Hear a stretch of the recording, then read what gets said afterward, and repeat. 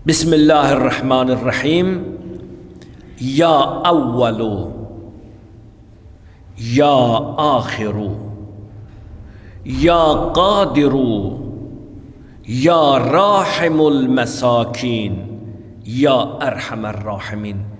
Gün ərzində bunu kim 70 dəfə ən az oxusa, heç bir sıxıntısı, darlığı, narahatçılığı, gərginliyi və dünya istirabı olmayacaq. Əminliklə bunu deyirəm. Çünki Peyğəmbər özü bu duanı bizə öyrədib və biz də bu duanı öyrənsək, çox faydalı olacaq. Ya evvelu, ya axir, ya qadiru, ya rahiməl məsakin, ya ərhəmər rahimin.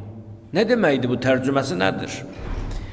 Ey hər şeydən əvvəli, hər şeydən əvvəli və sonunu bilən, hər şeyin sonluğunu və əvvəlini bilən Allah.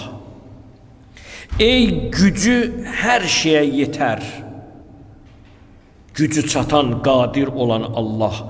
Ey çarəsizləri, yoxsulları, kimsəsizlərə mərhəmət edən Allah, hər şeydən qoruyan Allahım.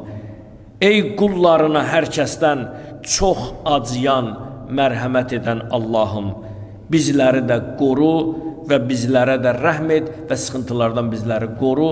Amin, amin ya Rabbel aləmin. Bu dua çox önemli.